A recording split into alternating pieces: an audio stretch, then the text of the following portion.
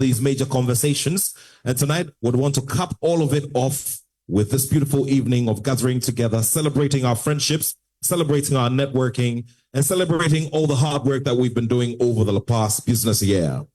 At this time, Your Excellency, distinguished ladies and gentlemen, I would like to welcome up here onto the stage for moderation of our conversations this evening, Samuel Amano, who is the CEO of Blue Space Africa. He will be hosting a set of CEOs who will be contributing to a major conversation this evening. Ladies and gentlemen, shall we put our hands together as we welcome Samuel Amano? And of course, it will be on the topic, the role of business leadership in aligning political manifestos with accountability and economic development. Samuel, you're welcome. All right. Good evening, ladies and gentlemen. How are we? Well, this is the time we've all been waiting for. Vice President, we're very honored you could show up this evening. There was a lot of anticipation. Is he coming? Is he not coming? And so we're very grateful. Distinguished ladies and gentlemen, we're very honored that you can all wait this long. I would like to invite my panelists to this stage. We're going to be discussing how to invoke accountability and economic development in coordination with the policies and the manifestos that we've all heard, right? It's very easy to make promises, but now we have to make sure those promises could be executed. And the business community is very, very sensitive to some of these topics. So I'm very privileged to have Mr. Amar Sandeep to join us from IPMC. Please give him a round of applause.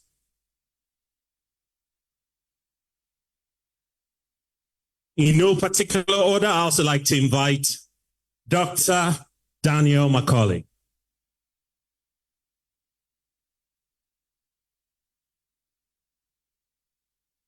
And my very good friend, if he had the opportunity, would have run a fintech company, but he ran a bank. So please give a warm welcome to Mr. Hassan Andani to join us on stage. You can't do a lot of these business things without the investment component. And I'd like to invite my brother Yao to join us from GIPC. Please give Yao a round of applause. His boss, Yofi Grant. Couldn't, yeah. All right. And then there's one gentleman who is very popular. He became actually more popular after he left his work, and everybody knows him. I'd like to invite Mr. Prince Amoaben to join us on stage as well. If he's eating, please, somebody stop him. He cannot eat at this point. All right, it looks like he's not with us. And there's a guy who's giving us signal, Mr. Ashibe. I'd like to Dr. L. Engineer Ashibe to join us on stage as well.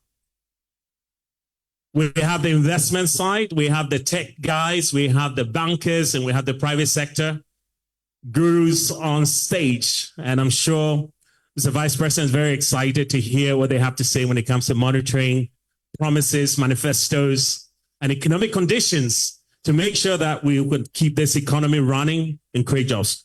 I would like to, please have your seats. I'd like to invite the MC. There's a chairman who's going to share a few words, and then right after that, we'll get into the conversation. Thank you. Grateful to you. Distinguished ladies and gentlemen, shall we do a big round of applause for these giants of industry here on the stage? And it's now my pleasure to welcome up here to the stage a fine gentleman who has paid his dues when it comes to private practice in law here in Ghana. Establishing and managing one of the most vibrant law firms you can find in Ghana and affecting different areas of the practice of the law. Executive Chairman of ABN David, please put your hands together for Mr. David Ofosu-Dorte. Thank you very much. His Excellency, the Vice President, Dr. Mabudu Bawumia. Ernest de Graft, the Chair, the CEO of the CEO Summit. All distinguished guests, ladies and gentlemen. It is an honor to be asked to say a few words and also take the chair for the purposes of this occasion. And it's an honor that I will be announcing shortly whether I accept or not. But it's interesting when businesses meet the politicians and those who are in charge of the economy. And it is very important that such interactions occur much more often than we currently have. The theme, of course, is reinvigorating the business sector, so to speak, and to shorten it, with reference to aspects of the manifestos that deal with the economy and the business sector. And I'm sure that you'll be sharing insights from your angle. But before that, permit me to say a few things that I generally do not find in manifestos when I read them. The first is unity. No divided people can progress. It's never happened anywhere. It's our divisiveness that led us into slavery and colonialism for 400 years, 200 for slavery and 200 for colonialism. And we seem not to have learned much from that. Everything divides us. Multi-party democracy, which was meant to be a set of ideas that we compete about, has ended up dividing us so much that everything becomes politics. I'll give just one example. Is IMF good or bad? I have no position on this, but I wish that as a nation we can unite around whether IMF is good or bad. And if it is good, then we all agree on how to go to IMF. If it is bad, then we all agree why we shouldn't go to IMF. It does not really sit well with me when every party in opposition says IMF is bad and every party in government says IMF is good, even though we have gone there 17 times. 2, a sense of focus and a sense of agency.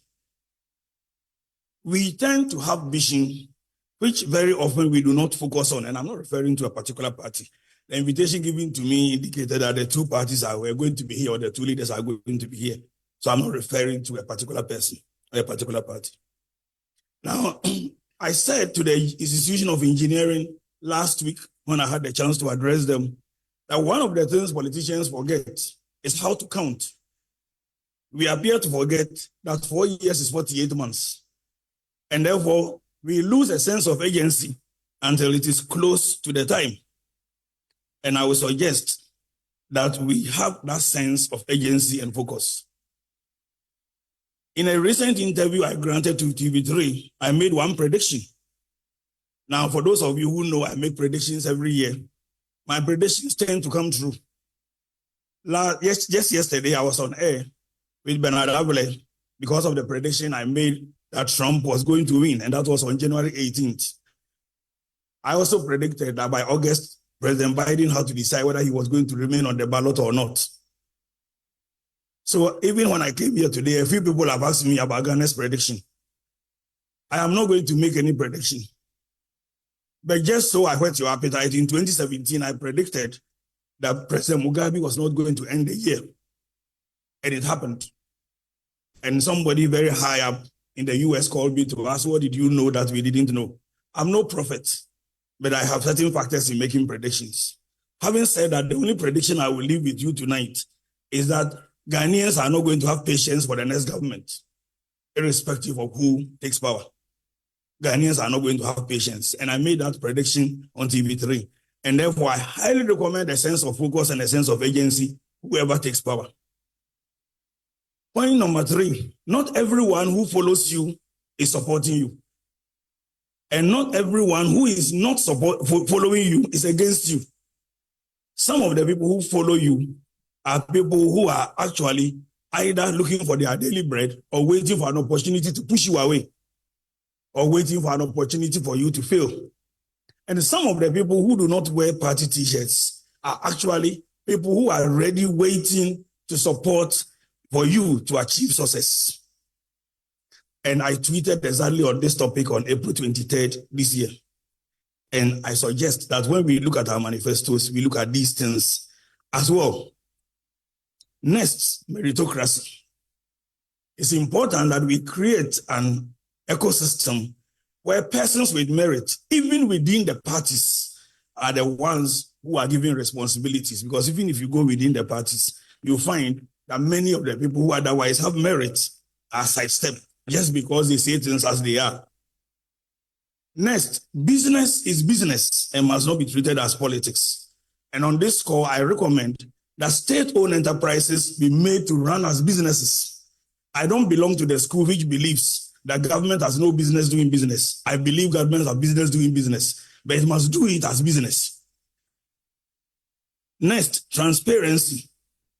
And I believe transparency will help eradicate corruption fast. Next is how the regulatory sector and the politicians regularly interact with businesses and share ideas. And I recommend we have more of such. And the presence of His Excellency the Vice President here today is evidence to me that perhaps this is the beginning of many such things to happen going forward. And we can collectively work together to find a solution, because whatever challenges we face are challenges, if we work together, we can overcome. But I cannot sit down without admonishing the private sector too, because at times we make it look that all the fault is with the public sector. The private sector is partly to blame. Ghanaians are very strange people. When it comes to funerals, churches, birthdays, weddings, we come together. So we appear to be a very collective people. But when it comes to advocating for businesses, as soon as one business gets an advantage, then it shuts up and allows the rest to suffer. So we are what I call a collective and individualistic people. And it is important that businesses come together to interact with politicians as business together, because it is our collective action that will let politicians take us serious. If we are divided, then they will take advantage and divide us in the same way we were divided and colonized. So if we are united, then we will check them so that they don't bloat public sector debt and tax us with a view that they are satisfying the macro by killing the micro. And I think businesses have a responsibility, and these are some of the things that we need to pay attention to. As I indicated, I believe there will be many more such regular interactions, and it is in the hope that this will occur, irrespective of who wins power, that His Excellency, I agree to chair the occasion. Thank you.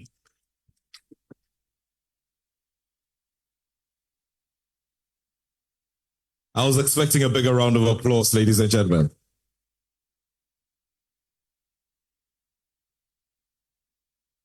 Mr. David Ofosu-Dote, he is an establishing partner of AB and David Law Firm.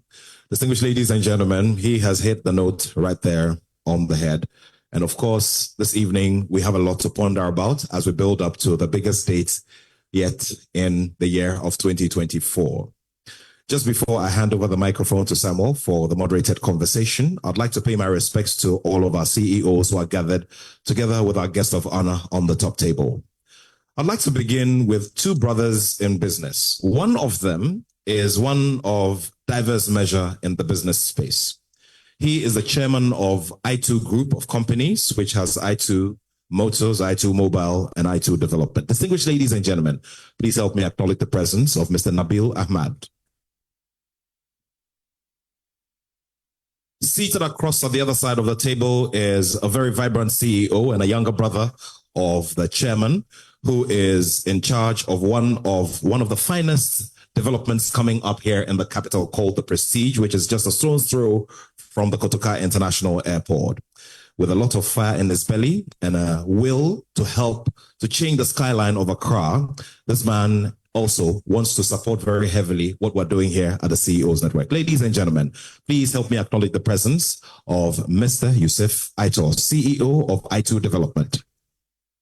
Next to him as well is one very generous sponsor and supporter of the idea of bringing all of us together under this umbrella and elsewhere. One who has been celebrated greatly on various platforms for his leadership at the National Lottery Authority, and one who sure has brought a lot of dynamism and profit-making ability to the National Lottery Authority. Distinguished ladies and gentlemen, Mr. Sami Awuku.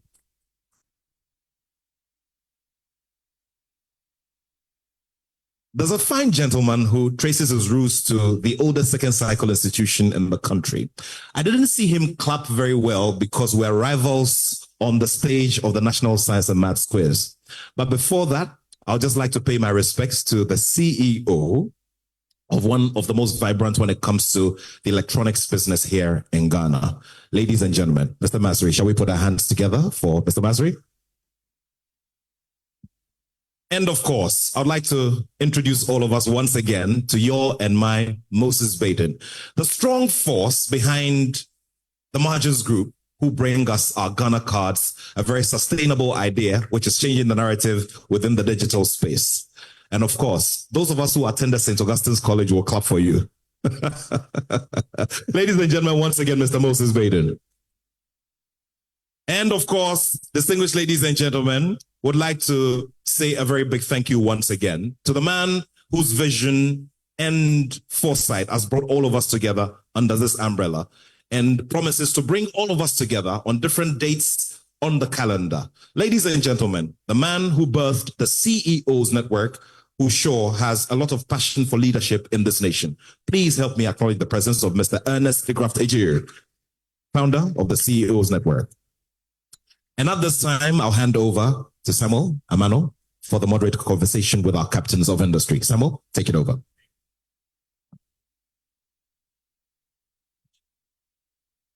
Hello. All right. Thank you. Yao from Deloitte, could you please kindly join me on stage as well, if possible? We cannot do this without having an analyst from an independent organization like Deloitte. So please give him a round of applause. Please. Have a seat. All right. So it's been debated, right? Everybody's upset.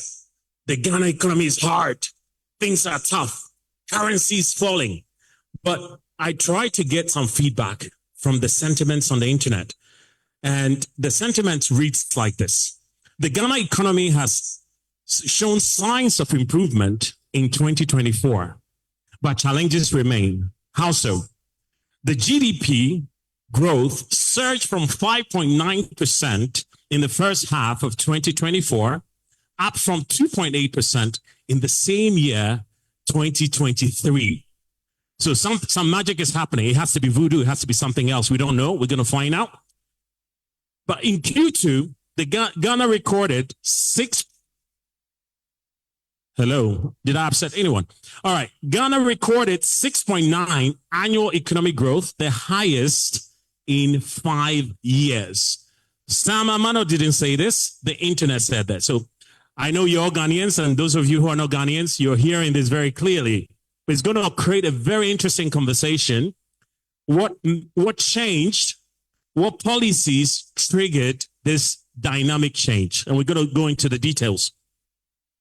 Inflation, however, decreased from 54.1% in December 2020.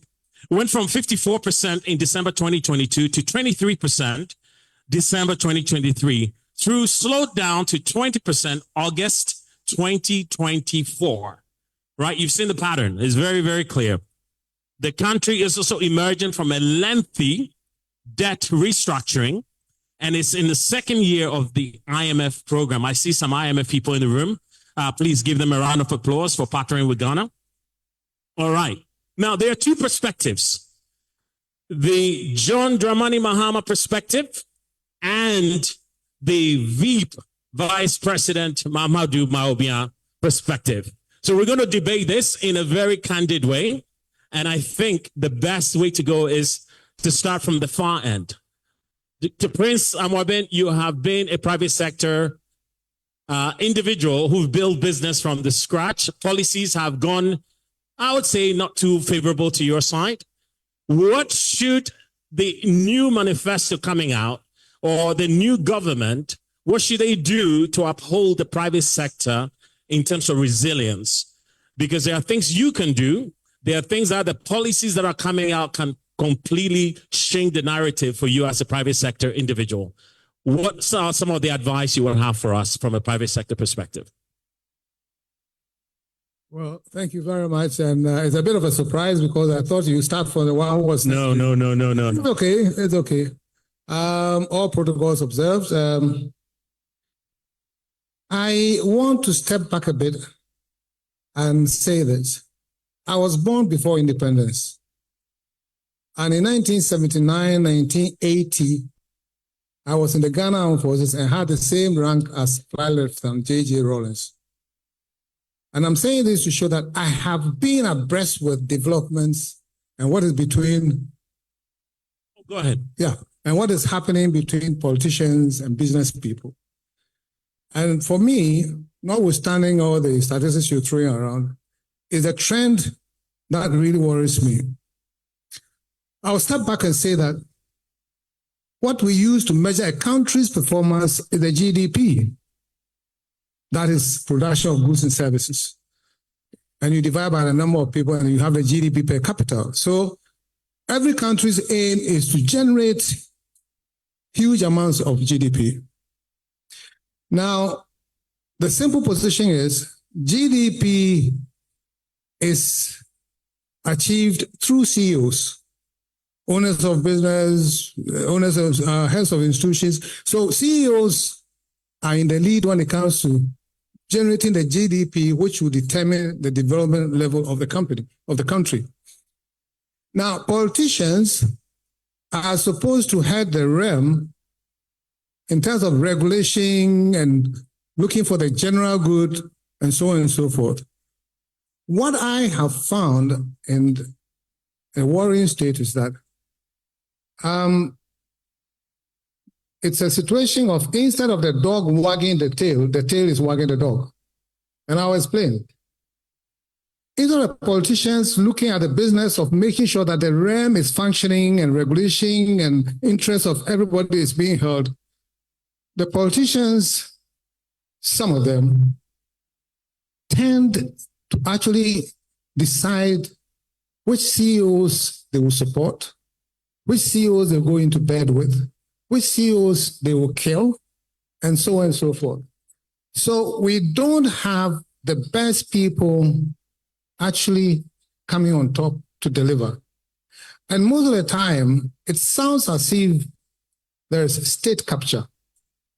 As in the politicians have captured the state and they will decide what should happen to the state. But they are not supposed to be doing that. The state capture comes in forms like they appoint all the CEOs, and the appointment sometimes is so worrying because the people they know next to nothing. But because of their own parochial interests, they put them there. When they put qualified people there, because they hold the strings, these qualified people are like puppets. And so they don't deliver what's expected of them. And the appointments most times are mediocre.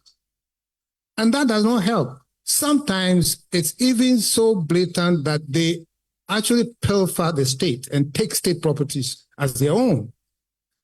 I know that they are under pressure to really make money because to come into power, you need a lot of money. So basically what you're saying is the private sector is basically supposed to be a partner to the government. Is to be the dog wagging the tail, but now the tail is wagging the dog.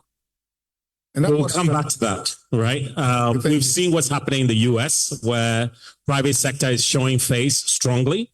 I'll basically cite the recent elections in the US, Kamala Harris and obviously Donald Trump. And you saw how much funding was raised.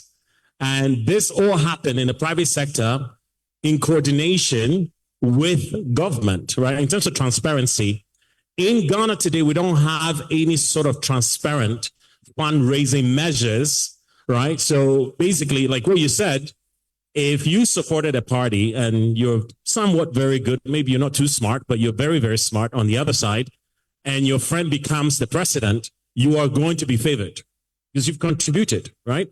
But it wasn't transparent to the public. We're living in a non-transparent private sector partnership with public sector.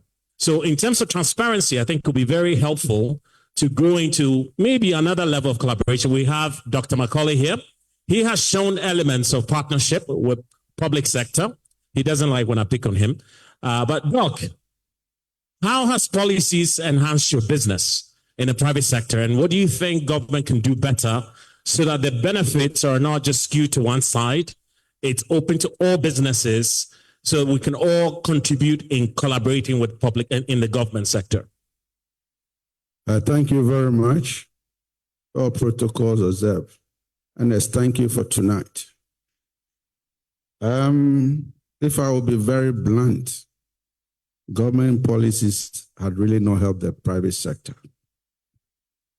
That is where we are sitting right now, and we have to be frank about it. If you want to do business in Ghana, then you have to be prepared. Being a Ghanaian to do business in Ghana, you have to be brave. Many a times it looks like we don't support our own. I have tasted it, I have slept with it, and I'm living with it. And it's quite dangerous and difficult. I always try to be honest with my business. It's about time we build strong indigenous businesses. If Ghana will have 10 top businessmen, how much did we pick from IMF? My business can generate government $3.2 billion every year. Is government looking at me straight? If you build 5 of my businesses and you want to go to IMF, you can call McDan, you can call Margin, you can call the rest. It's happening in Nigeria, backdoor. Say, give me $1 billion, give me $1 billion. We inject $3 billion into the economy. That is the straight private businesses. I've read the 2 manifestos of the 2 parties. Honestly, I don't believe in manifestos, but I believe in national agenda. If we scale towards one national agenda and have one straight policy, to say to ourselves that this is what we want the next 5 years to be, 4 years to be, 10 years to be, we want to build the greatest businesses in this country. We have everything. I was listening to Trump yesterday, and he made very pronounced, straightforward statement towards the private sector. And I believe that we have to really get serious. Sorry, it's President Trump. President Trump. Elect. President-elect Trump. And I believe we have to be very serious in this country. We can help government. We have to help government. This is our country. We don't have any other country to run to. All my investments is in Ghana. And what do I do? Where do I run to? We have to put all our resources in here. I can tell you that we're living in a country when government, the politicians, will sit down and will drive policies for the private sector who understand business. I've had many occasions where I've walked into a minister, whatever I explain, he doesn't understand. And he will never understand. And this is the guy taking decision for me. I've been in private business for over 30 years. And I'm telling you that this will work not for me in my selfish interest. But think about it. The politicians who are not even built or employ 3 people in his whole life will sit and enact, come out with a policy for me who is paying over 7,000 people. Our job is to, our business as entrepreneur is to create job. Government business is to aid us to create a job for them.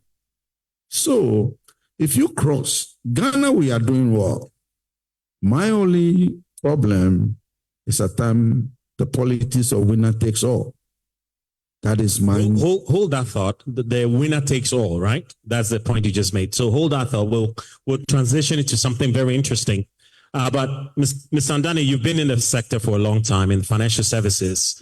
As I looked at the statistics, depreciation has happened. Inflation has happened.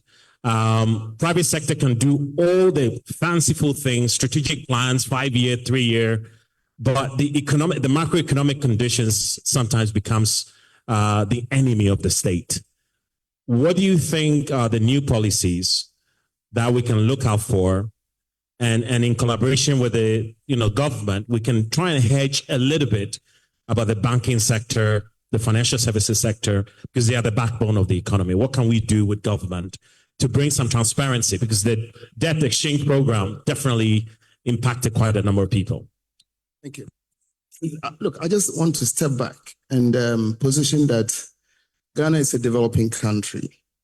So when we're making comparisons with the US and other developed countries, we have to be very circumspect. Ghana being a developing country means there's a huge dose of social work that government has to do. And we sit here very conflicted. If you look at the manifestos, it's full of promises to deliver non-productive goods and services to the generality of Ghanaians. They have no means to do that other than to tax those of you in this room. So you see the conflict. Straight away, there's conflict. If you look at the manifestos, they are very social because we're an emerging economy. We're a developing country. So government has to find some money to do that social work. To find that money, they have to tax us here. We also have to understand policy. There's no blind policy. Every policy is influenced for a desired outcome. Now, all of the policies will play together to create that macro envelope. And I always tell businessmen, it's not your business to manage that macro envelope. Your business is to manage the micro envelope, to look at the outcome of those policies and how those policies impact your business, and you take precautionary or take proactive measures to deal with that. So we just need to be very circumspect and to see how much does a private sector in this room influence government policy with a view to facilitating businesses. Well, if we take the advanced countries, any single large company, their GDP, their output is probably bigger than the GDP of Ghana. So they can do that. What is the cohesion of the private sector in Ghana to be able to influence policy in such a way that, we know that if government actually implements this policy, this will be the outcome. Remember, there's no blind policy. If you take all of the policies that these governments put in, it's all social. And to achieve those social policies, they'll have to tax some more. And who says these Ghanaian tax people are not overtaxed? You are overtaxed. So we are in a conundrum, and we just have to find the way to balance it. Now, if I go back to the question on the banking sector, and I always tell people, if you look at what has happened to the banking sector, I spent all my life in banking, and it's been over 30 plus years. It's a long time. I've seen, FinSap, I've seen. So there was when government is broke, that's much more serious. Government had never been broke until we declared DDP. In the banking sector, no matter how long the government owed you money, ultimately they will pay you. Now, for them to come 2 years ago to say we cannot pay, that was significant. For a country that capital accumulation is already very weak, and when I say capital accumulation, only in 1990, when Amwabing and Co were staging their coups, the highest capital was $25,000. So, if anybody had 50,000 Ghana cedis in your account in Ghana, at the exchange of 2.5 cedis to the dollar, it was 25,000, and you were seen to be rich. So if 1979, the richest person in Ghana was $25,000, and you just projected to now, what's the richest man in Ghana? Now, against such poor private sector capital accumulation, then we come, Mr. Vice President, and say we cannot pay bonds that we have issued, especially to private sector people. So that for me is the most shocking. And I would like to see maybe in the new government that we phase out the programs, phase out all those programs, push the social programs maybe 2 years back, and give the private sector space to recover. If we come in with any new tax measures, we don't simplify and indeed merge and delete some taxes that the last time I was speaking to a business, they had 33 different taxes. There are about 33 different taxes. We just have to rationalize it and give these very emerging capital or private sector people time to breathe and so that you can at least continue to tax them. Do you think that is feeding corruption into the system where you owe taxes, but there's no program to reform on the private sector side to be able to recover? Cash flows are tight.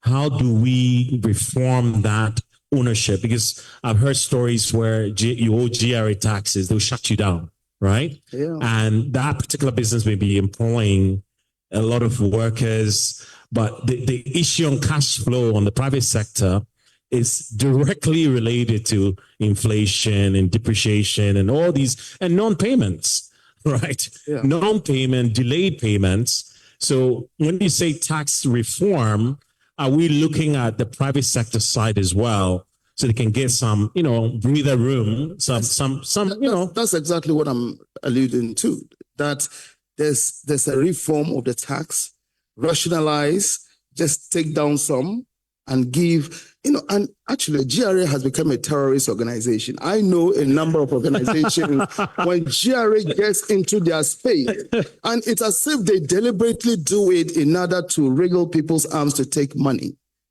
It's true, Mr. Vice President. Most of your CEOs, when GRA is coming, it's like some terrorists coming. It's supposed to be, you file what you projected to do for the year, and you are paying tax quarterly, and I pay. And when you come, but they just come and slap stuff on you. But I think the Vice President is hearing what I'm saying. So I think, and they're back to IMF. And those of us in this room should just tell the is it possible we'll come back to the round two on the IMF side for the sake of time? But let's give a round of applause on the subject of a reform.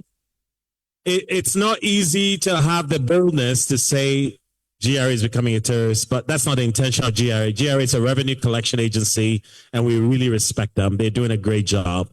I'll move into Dr. Ashibe, Engineer Ashibe, and Mr. Amar. We've heard, if you hear the word digitization, it's often connected to Dr. Mahamudu Bawumia, because he's been saying the word. We're living in an age where transparency is also connected to accessibility of data. Today in government, access to data is pretty non-existent. If you're a private sector person and you want to run some metrics, investment proposals, how much is digitization going to help in all this policy monitoring manifesto, blah, blah, blah, that we're talking about?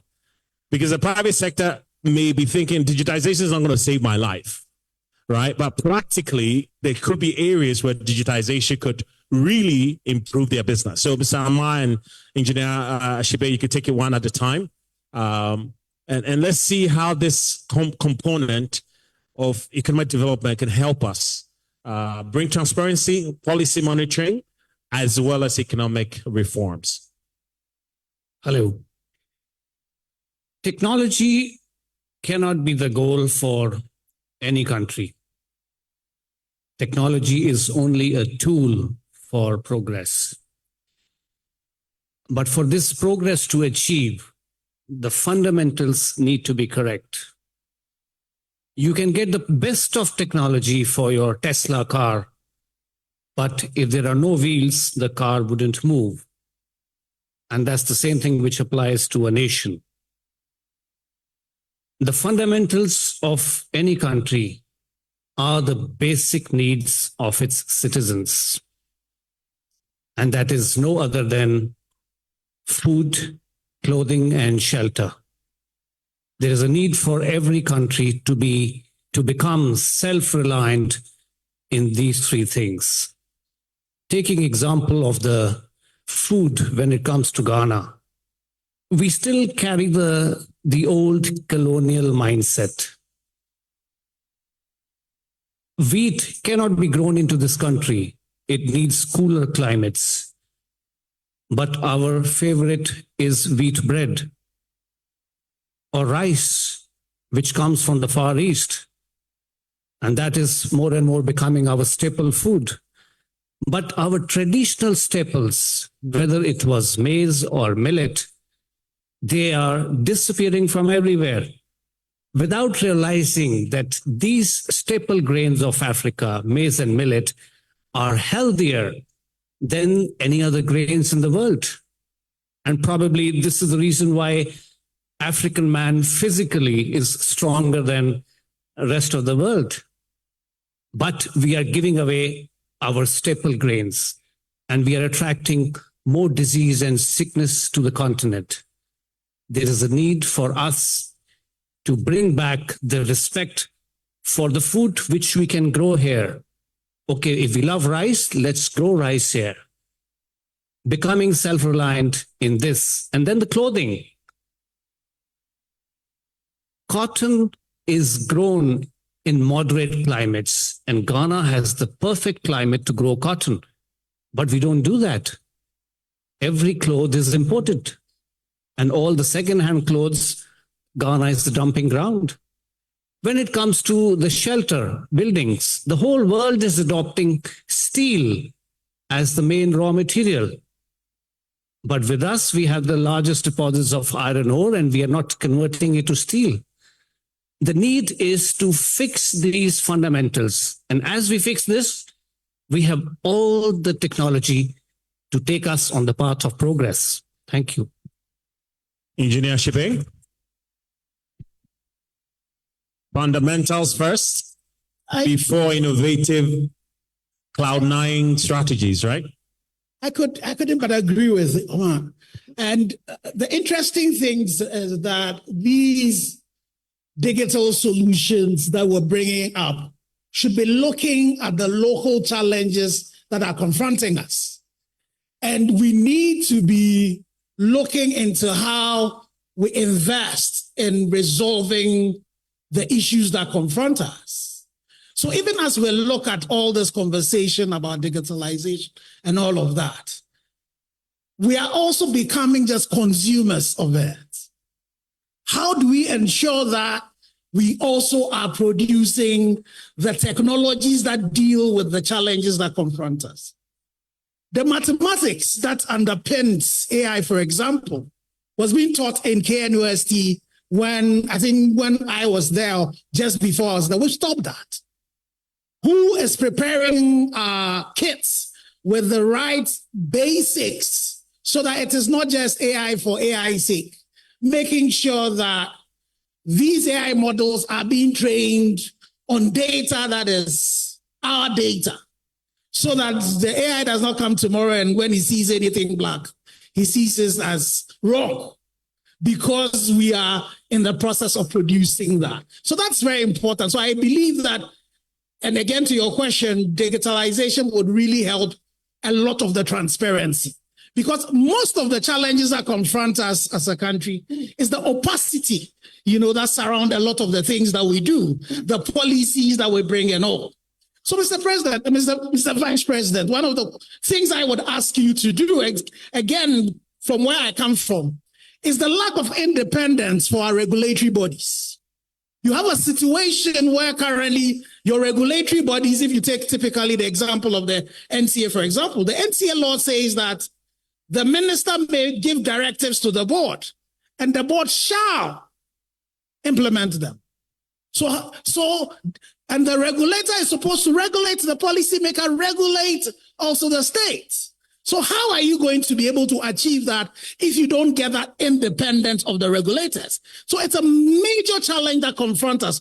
Look into all the other sectors, the financial sector and all of that. The lack of regulatory independence. It's a very important thing. But Sam, let me add another thing. And this one is addressed to you and I as CEOs.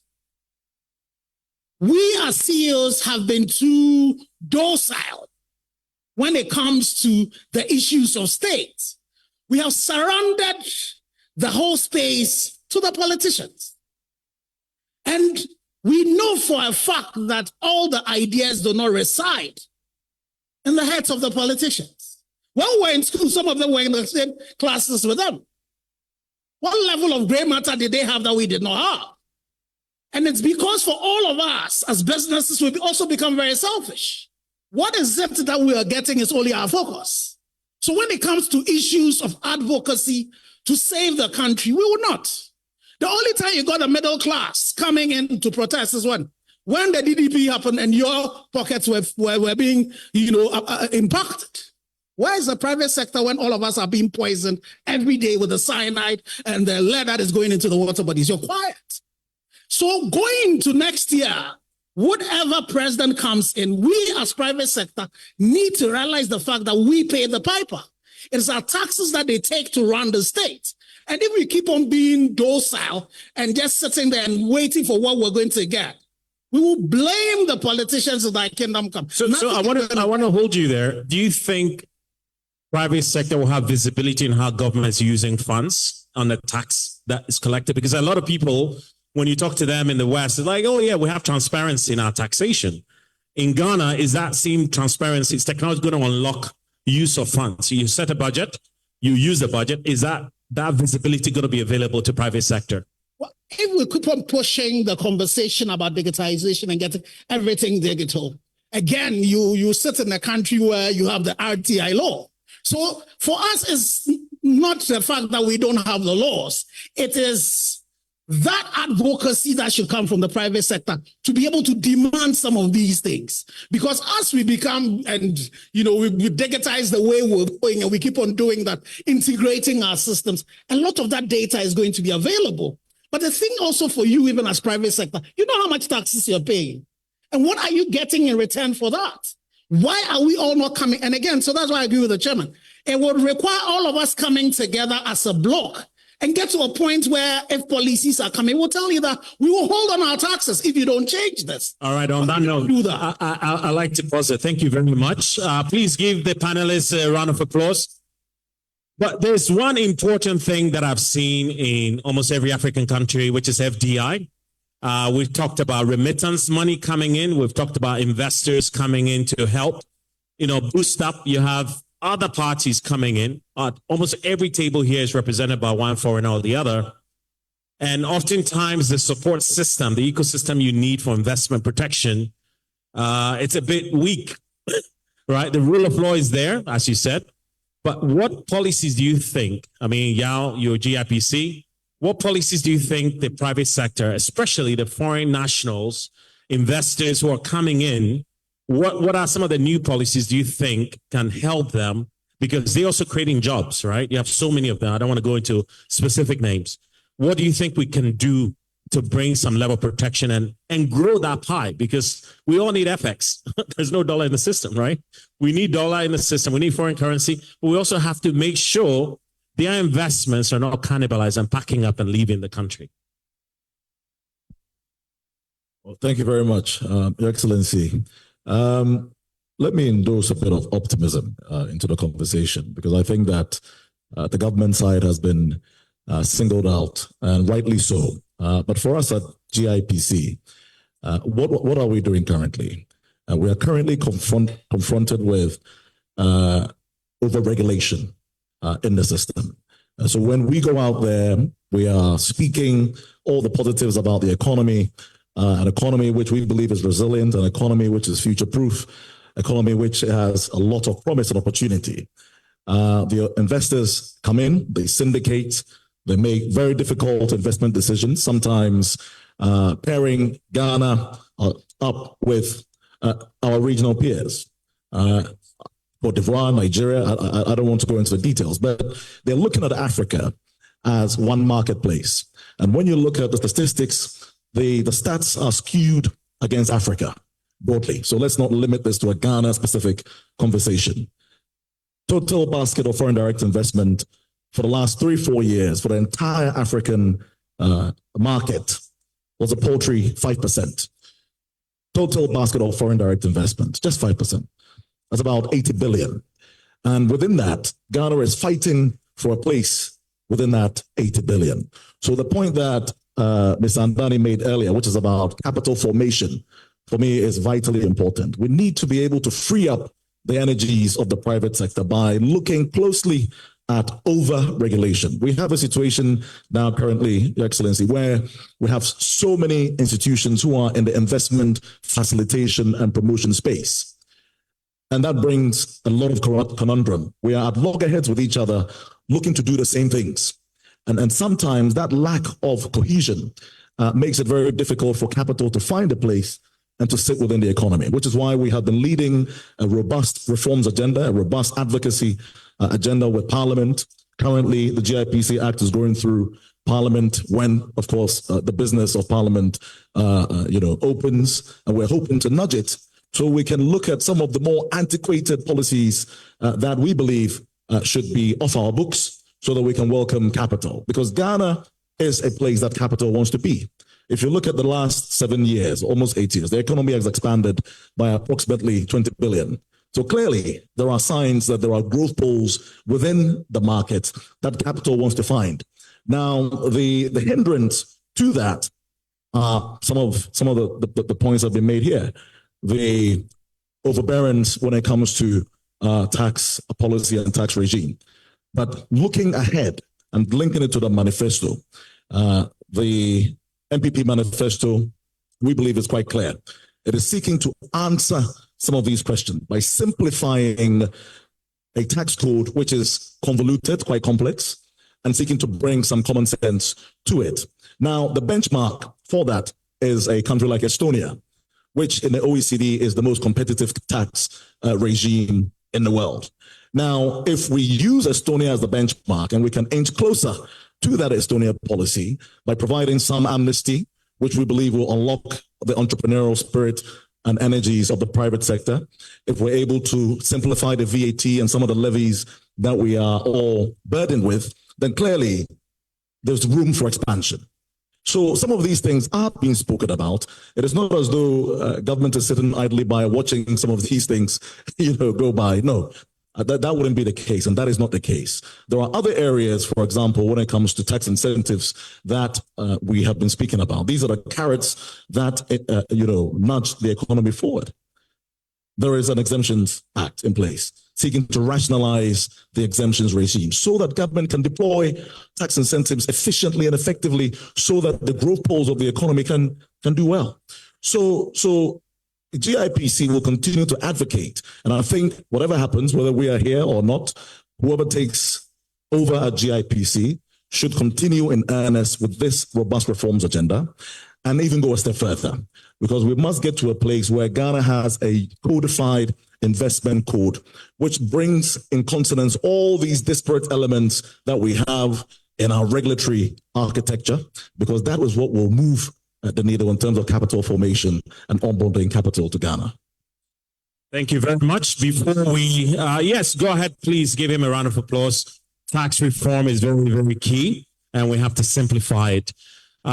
Before we finish this talk, I think it would be good to hear an independent analyst who is supporting private sector, is also supporting government. They have their views. Please, Yao from Deloitte, if you could share a few sentiments about collaboration, private sector, government, and what we need to do. And then everybody's waiting to hear the vice president. Ooh. So please, let's make it snappy. Thank you very much. So I think some of all the sentiments that have been expressed are not only coming from businesses, but even from international watchers and those that we collaborate with. The Economic Intelligence Unit highlighted 2 key risks in the last quarter of the financial year. The first one is the facts or the likelihood that businesses are going to face increased tax burden in the last quarter of the year, and then intensified political activity affecting the business of government. As you can see what is happening in Parliament, intensified political activity is affecting the business of government. And increased tax burden. The good thing is that the last budget that was presented, we didn't have new taxes. But previous budgets that had been presented, we always have introduction of new taxes. That affects businesses because it affects your ability to predict what you face or what you expect in a year. So some of the surveys that we conducted, complaint that we receive from business is that they cannot predict what is going to come which taxes are going to be introduced. If you are introducing taxes and some of the previous taxes are there, instead of enforcing them, you're introducing new taxes. It creates unpredictability and uncertainty in the environment. But governments cannot be blamed entirely, because if you look at our tax efforts, Ivory Coast, Nigeria, and Kenya are 18% of GDP tax efforts. Our tax effort is 14%. So if you want to get to our peers, you have to increase the 4 percentage points to reach our peers. Government will have to balance it. It has to be a progressive approach. If you grow aggressively, you kill businesses. There's a strong correlation between your tax regime and the level of investment. And that has been demonstrated by the oil and gas regime. So in countries where the petroleum income tax is lower, there's higher investment in exploration. Exploration has gone down in most countries where they have increased taxes. So you increase your taxes, you achieve your tax targets in the short term, but investment declines. So we have to just balance it. For me, and for most of the politicians or political stakeholders here, I think we have to think through a long-term development plan. A lot of the manifestos I've read, there is no reference to a development plan that we are all working towards. It's almost like we're introducing new things and then running around and making marginal progression. We have to have a long-term development plan. What that means, or what that would do for us, is that we build a resilient economy where if we are hit by any of the headwinds that hits us in the last couple of years, we will survive. I like Mike Tyson's statement that he says that everybody has a plan until you are hit or you are punched in the mouth. We were punched in the mouth and we struggled. And as a country, we should build a resilient economy. And when we are punched in the mouth, we survive. Thank you. Thank you very much. Ladies and gentlemen, this brings us to the end of this dialogue. It's very clear a national agenda is needed, not a party agenda, a party manifesto agenda. Unfortunately, we live in a bipartisan ecosystem. So it's a pipe dream. However, we can seek collaboration between parties and the public sector and the private sector and the development partners to make sure we have a cohesive national agenda. We've talked about body politics. Dr. Prince, you hinted on how the public sector not to support only the people that contributed during the campaign process and then skew towards friends and family. So that's very important. Dr.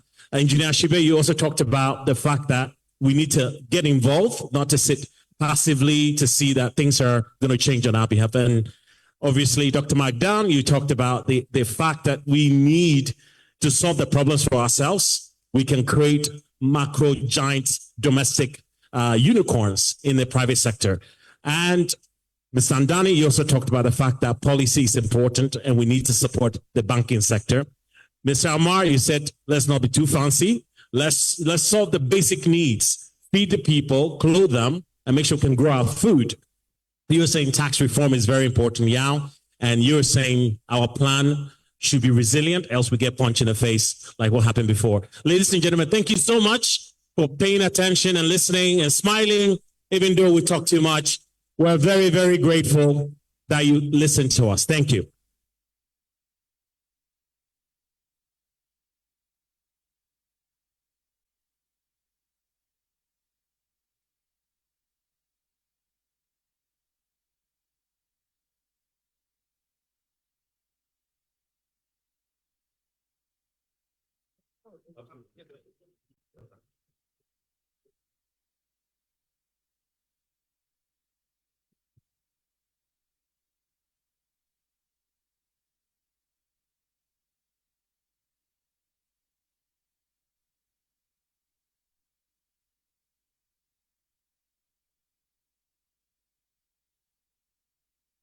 Hello.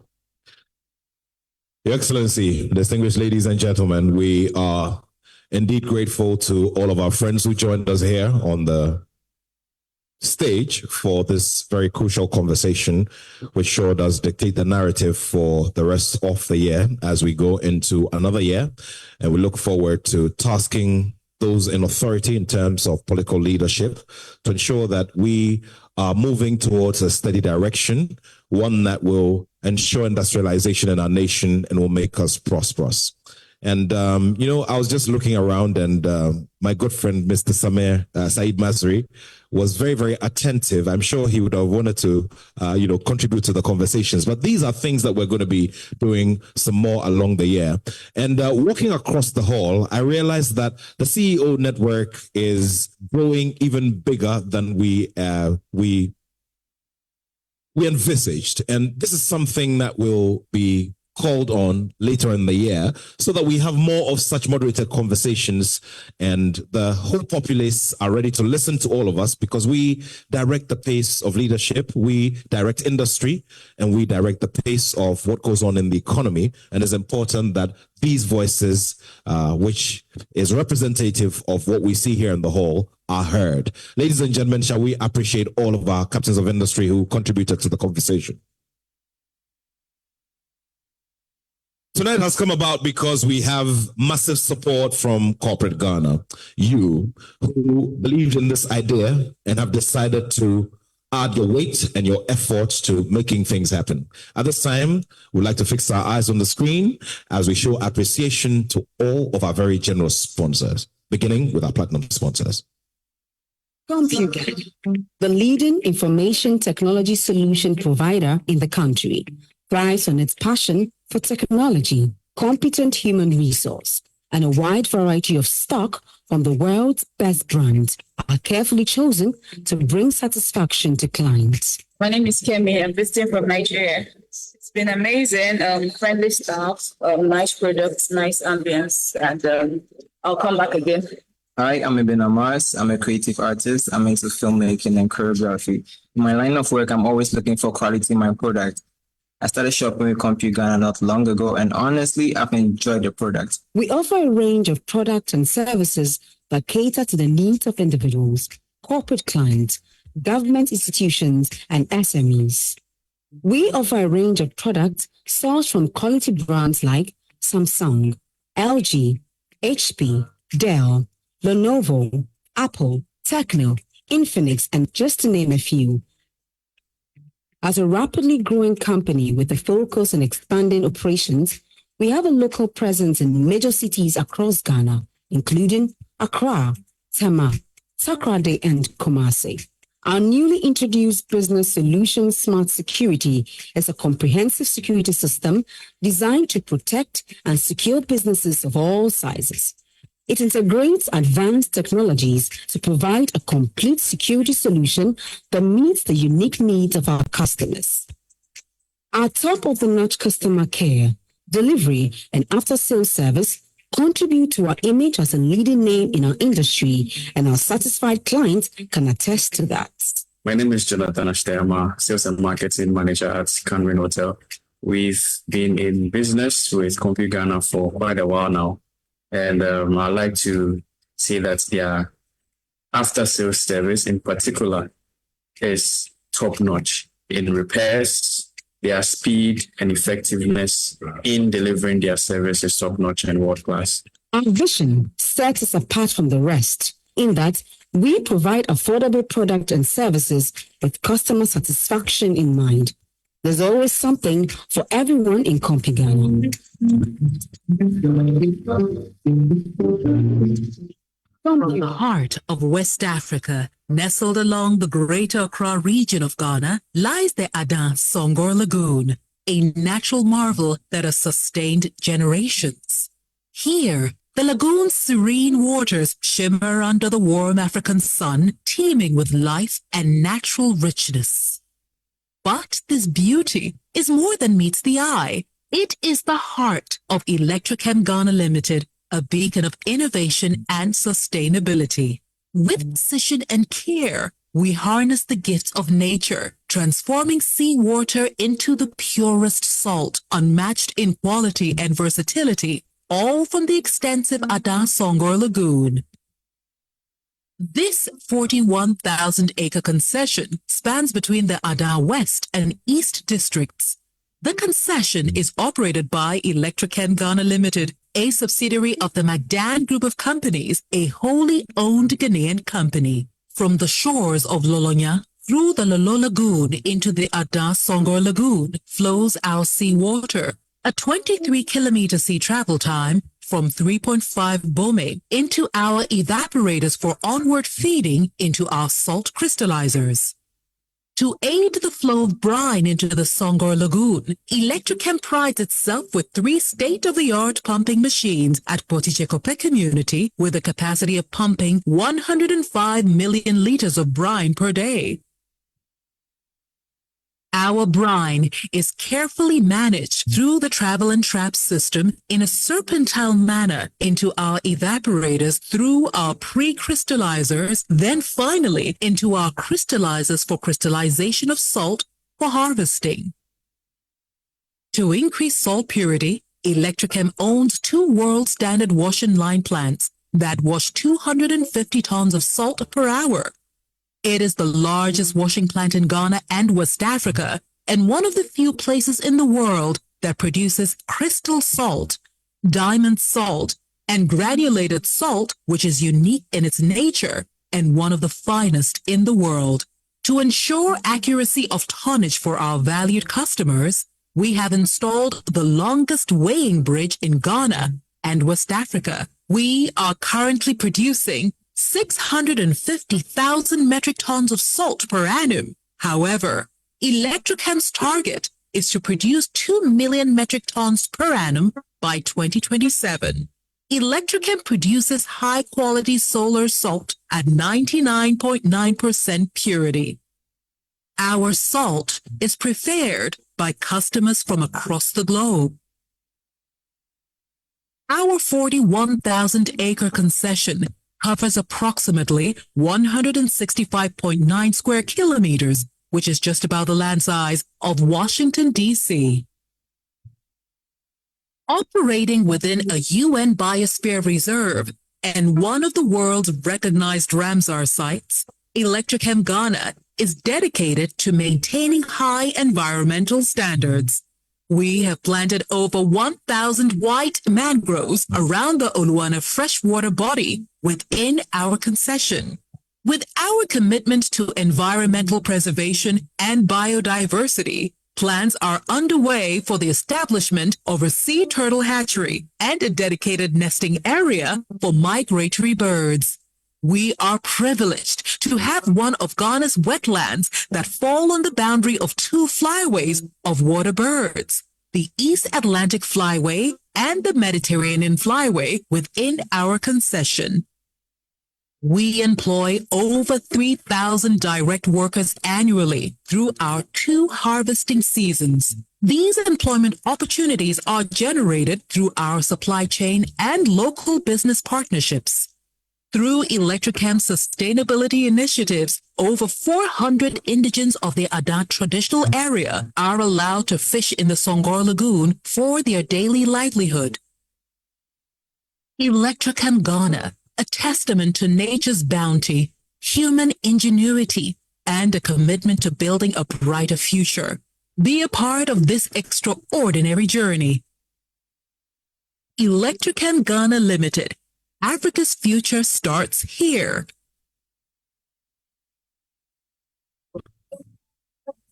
Interplast was established in 1970 and it's a brand that is as Ghanaian as any. Over the years, however, we've expanded our activities well beyond the borders of Ghana with exports into Western and Central Africa and, of course, even space.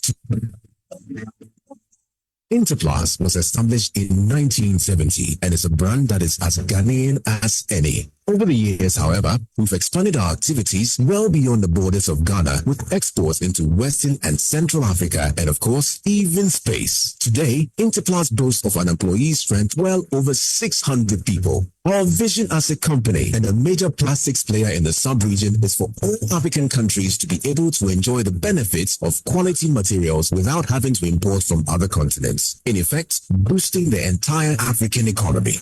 remarkable thing about Interplast, however, has been the company's ability to innovate and provide tailor-made solutions that are relevant to everyone across the spectrum of end users. Our state-of-the-art, high-quality capacity production facility in Accra makes us West Africa's leading producer of plastic pipe systems for the water sector, mining, oil and gas, agricultural, electricity, telecom, and a whole host of others. Interplast understands that today's customer is looking for a partner who is in step with the latest technological and market advancements and on whom they can rely for innovative and complete solutions. A supplier that will deliver their products as promised without hassle, anytime, anywhere. We have the capabilities, the scale of operation, and the international coverage to meet these needs. Interplast. Wherever you are, we make sure water reaches you, even space. One thing we can always count on is that the sun will always rise. A new beginning each day to do better and achieve more. For as long as you can remember, NLA has always been here, putting smiles on faces every day. Luto doctors were our neighborhood professors, always working to create fortune on every street corner across Ghana. Luto writers made 590 available to everyone. They became more than family. Today, things have changed. Technology has made everything better. Now, your favorite NLA 590 game is mobile, closer to you than ever. Playing anytime, anywhere on phone, web, and app is possible. NLA 590 is now available on *959#. Create your fortune today. Still, head down some.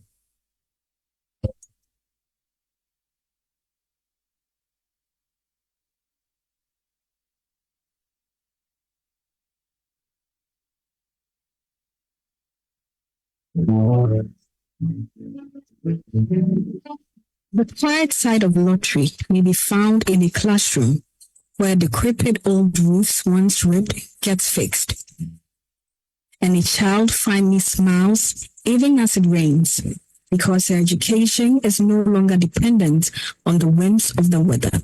The quiet side of lottery may be found in a Ghanaian village where a nursing mother's hope for clean water goes from being 10 kilometers away to 10 steps away, all because you dared to care. The quiet side of lottery celebrates arts and culture because if anything fosters national pride, like the glimmer of gold and kente on the rich African skin, it's the confidence of a people steeped in tradition. The quiet side of lottery believes in the dreams of our youth and the endeavors of their hands and minds as the building blocks of our future industries. And with each act, the quiet side of lottery is a continuous promise that all the paths we chart eventually lead to solace in the communities we love and are privileged enough to touch. The quiet side of lottery is the realization that we are the difference we seek to see in this world. And together with other corporate bodies in the country, we can be the answer to so many questions that continue to plague our society. Lottery shines in all its radiance on the Caritas Lottery platform, a platform designed for corporate bodies, organizations, commercial and financial institutions, and well-meaning Ghanaians like you, in collaboration with the NLA. On the Caritas Lottery platform, many organizations, particularly financial institutions, have enhanced their product sales, improved deposit mobilization, and significantly increased their revenue. The quiet side of lottery is only possible because you continuously choose to partner with us.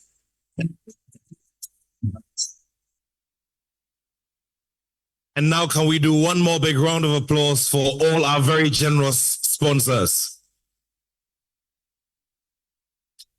The list is more exhaustive and we'll be doing that as we go along. But at this time, ladies and gentlemen, we will be listening to an address on the topic, Reigniting Business Economy, a manifesto for innovation, accountability, and sustainable development. Ladies and gentlemen of distinguished measure, at this time, it gives me great pleasure to welcome a fine gentleman who emerges from northern Ghana, but sure has different roots in different parts of this country because of the relationships that he has grown across the journey of his professional life. We all do remember his exploits at the central bank as a deputy governor and everything he's done as a public servant. Tonight, he recognizes this gathering as one very crucial one, which sure creates a very healthy environment for all of us to have conversations that go to the interest of our beloved nation, Ghana. Tonight, he will address us and will be addressing some of the issues that have been brought forth on the stage. And of course, what is important is that together as a collective, we look ahead to bringing our minds together and making sure that we're propounding the best possible solutions for the problems of our nation and moving its development to another stage. With so much warm applause and so much respect, please help me welcome His Excellency, the Vice President of the Republic of Ghana, Alhaji Dr. Mahamudu Bawumia, who's also the flag bearer of the New Patriotic Party for the upcoming December 7 election. Your Excellency, the people are listening. Thank you very, very much.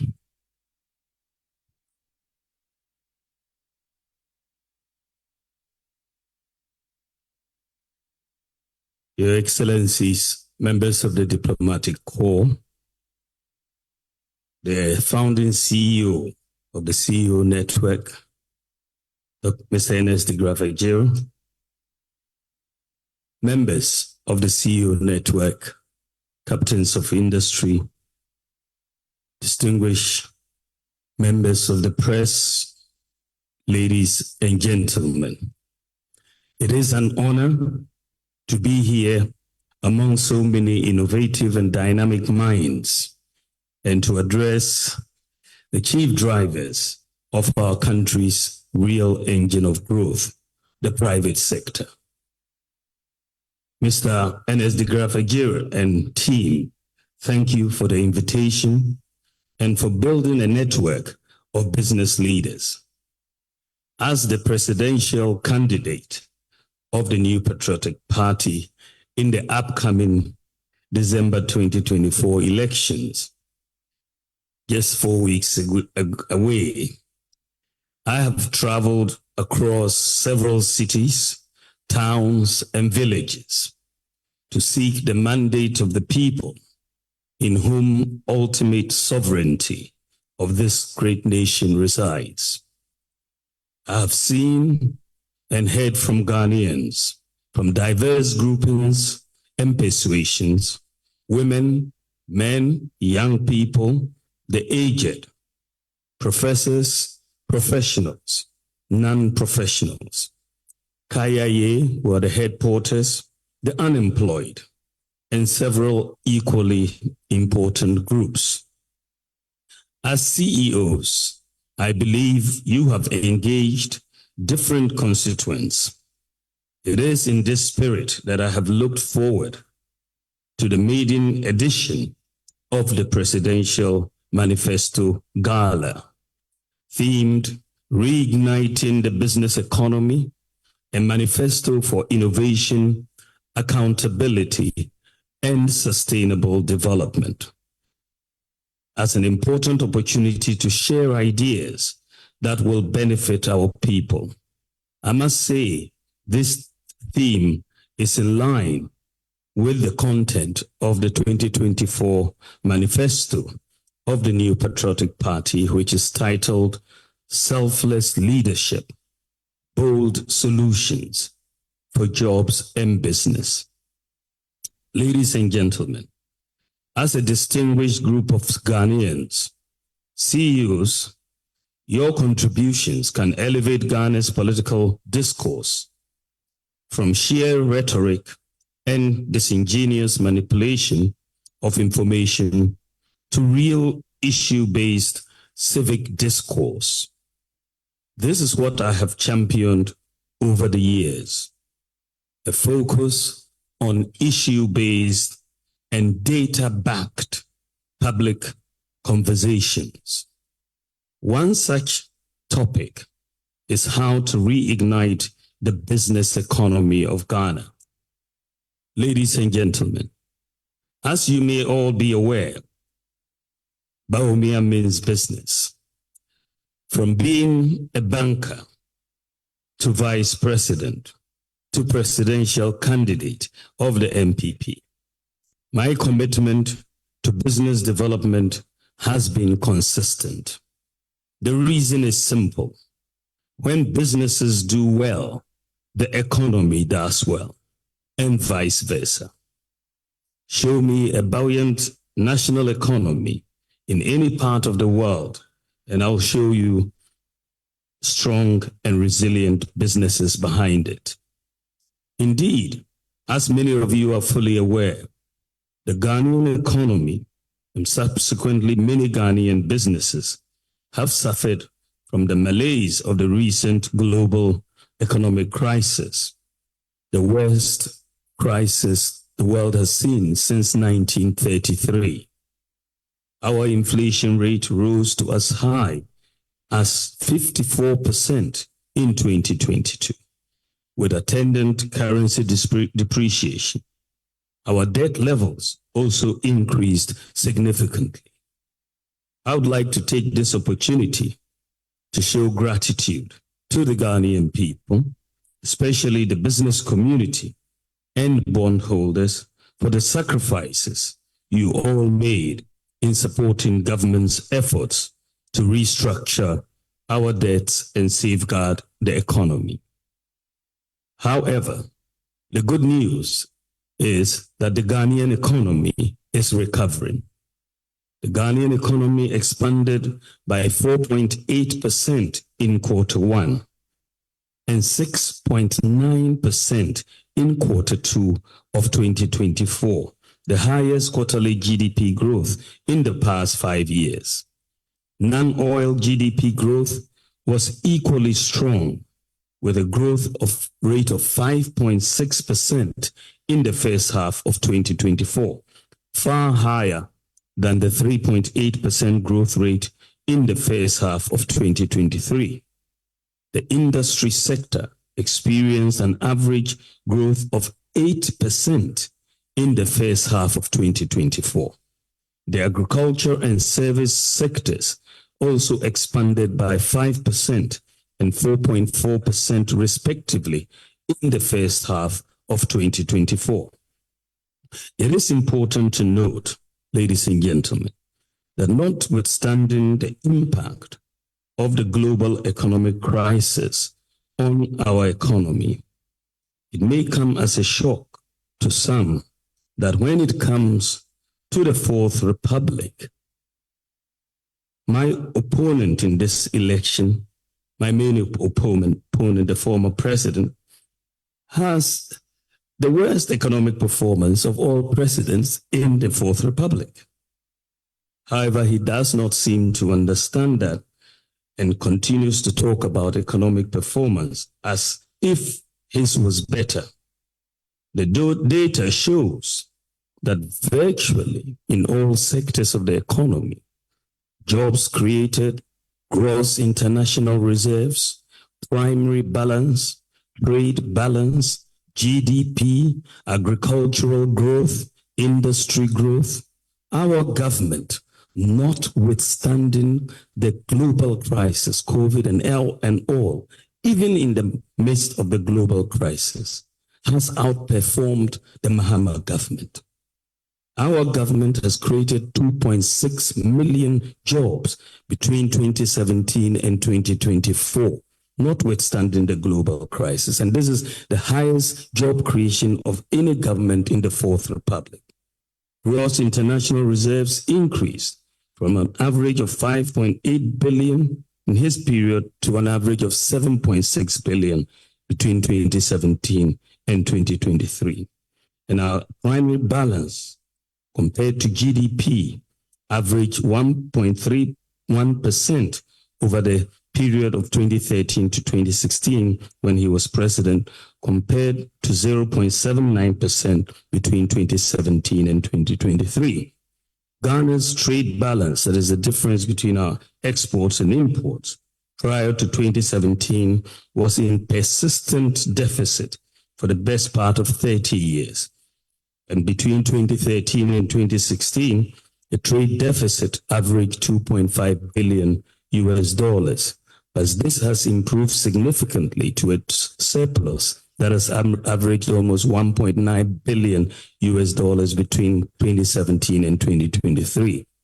On GDP growth, it is worth noting that between 2013 and 2016, Ghana's GDP growth averaged 3.9%. During our first term, this 2017 to 2020, GDP growth increased to an average of 5.3%. Following COVID and the global shutdown, Ghana's GDP growth has declined to an average of 4.74% between 2017 and 2023. So our post-COVID growth rate is still higher than the growth rate he left us with without a global crisis. Agricultural GDP growth increased from an average of 2.9% between 2013 and 2016 to an average of 4.5% between 2017 and 2023. And I must just add that Ghana in the whole of Africa now is the third highest secure country on the continent in terms of food security. South Africa is first, Kenya is second, Ghana is third. And that means we must be doing something right in the agricultural sector. Industrial growth also followed a similar trend. After averaging 3.3% between 2013 and 2016, it has increased to an average of 4.12% between 2017 and 2023.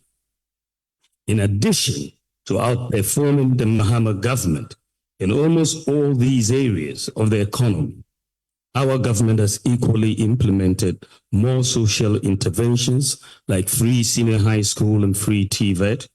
We have delivered more infrastructure, roads, railway, hospitals, schools, sports facilities, sanitation facilities, courts, fish landing sites, and so on across the country, notwithstanding the challenges the economy inherited and the global economic crisis that ensued.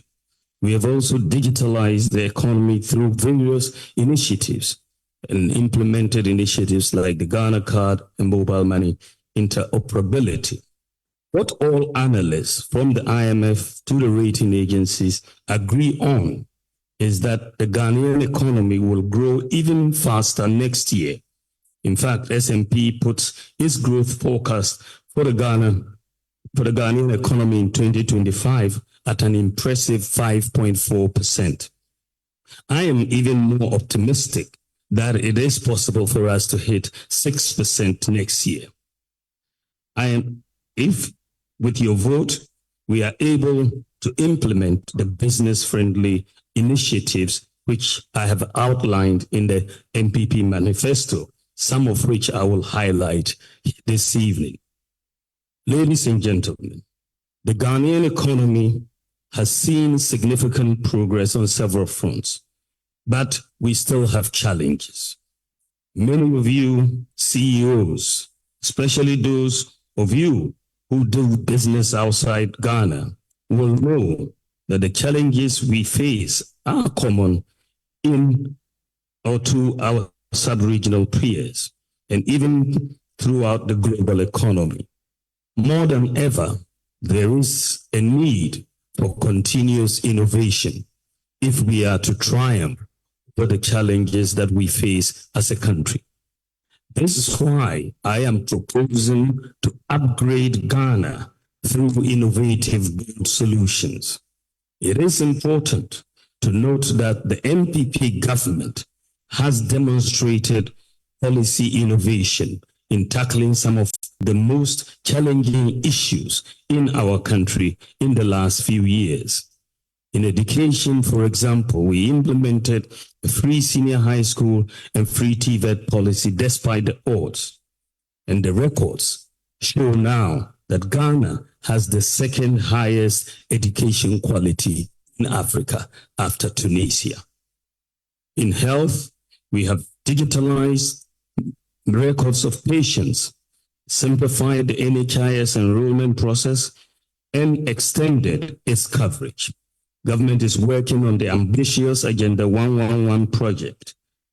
In this most ambitious health infrastructural project, we aim to improve the well-being of Ghanaians, increase life expectancy, and employ about 72,000 workers.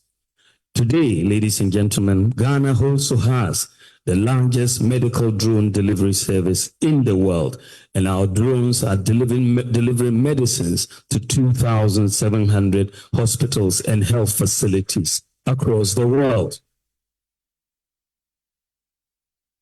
In industry, our industrial policy has brought in 12 major vehicle manufacturing multinational companies, including Nissan, Volkswagen, Toyota, Peugeot, Suzuki, Kia, Honda, and Hyundai. A successful policy rollout, which again is now being frustrated by delays in passing the law, the Customs Amendment Bill of 2024, which will offer zero-rate custom tariffs for the inputs for assembling vehicles.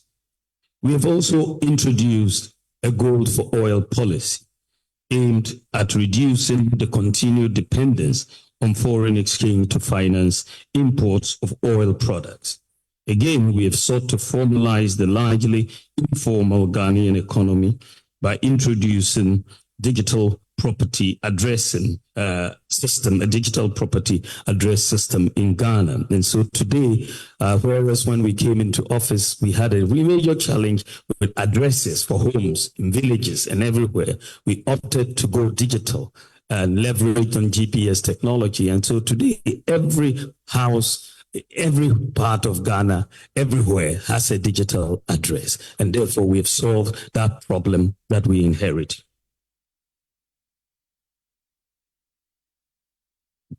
That's not all. The fourth industrial revolution is now underway. It is changing our world. The technologies driving this transformation, such as blockchain, artificial intelligence, data analytics, cloud computing, and the Internet of Things, have disrupted entire industries. Through my digitalization drive, I have proven my knowledge of the issues and my readiness to guide Ghana, especially our young people, to take advantage of digital technologies to innovate and transform. And when I talk about digitalization, we digitalize not for the sake of digital, but for the sake of technology. We digitalize to solve economic problems.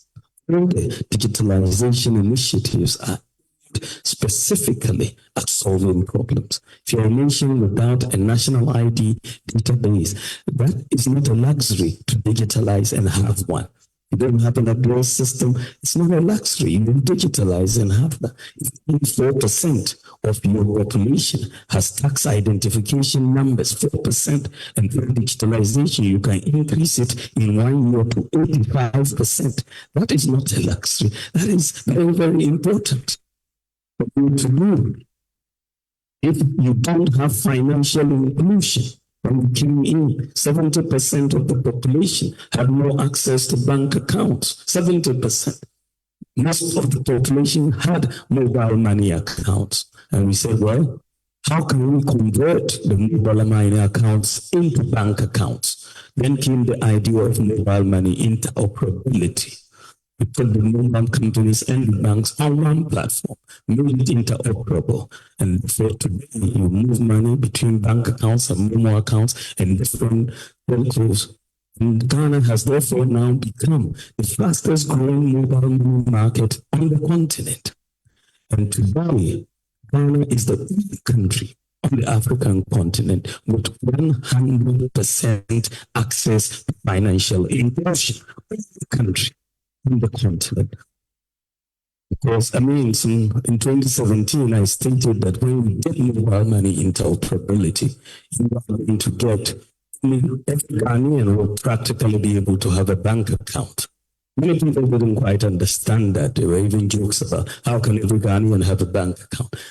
Today, because of mobile money interoperability, 100% access to financial inclusion, the mobile money account practically operates as a bank account. And many people today don't go to the banks; they just use their mobile accounts and move money across. And so a mobile account can get one anytime. So that's the essence in which our mobile account is a bit different. So we're digitalizing to solve problems, not for the luxury of digitalization. The list of innovative and bold solutions is endless. And it proves the point. I am committed to sustaining our positive growth metrics and building a resilient economic structure capable of delivering inclusive development. As leaders, you will agree with me that hardly can initiatives be 100% successful at the first instance. It is the commitment to the process and constant fine-tuning of them that brings transformation. The government I will lead, by the grace of God, from January 7, 2025, will relentlessly pursue innovative thinking and implement same to make a difference. When I win, by the grace of God, the upcoming 2024 national presidential elections. Just to mention a few things that I would like to do as president and how it relates to the business community. I know many of you in this room are eager to take advantage of the economic recovery to back up your enterprises. Yet you will also be struggling with the tax burden and huge penalties slapped on top of your tax arrears. Many of you are spending precious time that can be used productively going back and forth with revenue officers for disagreements on what may be owed. I want to relieve you of that headache. If elected, I will do so by introducing a radically new tax system beginning in 2025. Second, from all my interactions with taxpayers, what you want is a tax regime that is easy to understand, easy to comply with, easy to enforce, softer on the taxpayer, and certainly not dependent on discretion of the tax collector. I pledge to give you this. We were looking very seriously about what is the most efficient tax system globally. Which countries have the most competitive tax systems in the world? We found out that for the last 10 years, one country consistently has been number one in the world in terms of tax competitiveness, and that is Estonia. So I took my team and we went to Estonia to see what is it that we've been doing to be number one persistently for the last 10 years. We've got met with the president, prime minister, finance people, tax authorities. We took a team, private sector, and all of that, the digital fintech companies and so on, and GRA and all of that. So we looked at what we did. And of course, Estonia used to be a Soviet country and then they transitioned. They just implemented a simple flat tax system. That is very easy for everybody to understand. If it's a 10%, it's a 10%. If it's a 20%, it's a 20%. But it's a flat tax system. We looked at it, we've studied it very carefully. And my government is going to introduce a flat tax system of a percentage of income for individuals and businesses with appropriate exemption thresholds set to protect the poor. We will simplify the corporate tax system. We will reform the value-added tax regime by merging all the levies into a single line item levy and treat the merged levy as part of input and output VAT. The new system should allow you to complete your tax return in minutes. Ladies and gentlemen, my government in coming up with this new tax system and considering what businesses have gone through in Ghana, crisis that we have faced, my government will provide a tax amnesty that is a complete exemption from the payment of prior taxes due to the waiving of all associated interest and penalties to individuals and businesses who failed to file in previous years. The intention, like all amnesties, is not to reward bad behavior, but to give the beneficiaries a fresh start. In return, my government will expect others who benefit from this most significant gesture to invest savings into creating jobs and growing their businesses. Also, everyone will be required to file a very simple tax return electronically. E-invoicing has been implemented by GRU will be extended to all companies, and there will be no manual or paper filing of taxes. The sight of GRU officers stationed on factory or shop floors or offices will soon be history. Faceless assessments will provide transparency and accountability, enhance the fight against corruption and push for greater compliance. But let me emphasize that my government will be for business. What I ask is for business to be with me. The Baumia presidency will encourage and empower the private sector to finance, build, and rent or lease to own through government a vast number of public infrastructure, from schools to homes and from roads to equipment and vehicles. We recognize the primacy of government spending in enhancing growth, and my government will be deliberate in directing this significant government power to the private sector. By leveraging the purchasing power of government and channeling it towards the private sector, Ghanaian businesses will have a stable and increased pipeline of projects and revenues based on which they will create jobs and services. The government will facilitate structured long-term financing and payment options to support it. This will also lead to efficiency gains by cutting waste, corruption, and ensuring value for money in procurement. My focus is to find solutions and not to echo problems repeatedly. To achieve this, I will increase public-private partnerships as an important financing model for delivering public infrastructure projects, including schools, housing, water, and roads.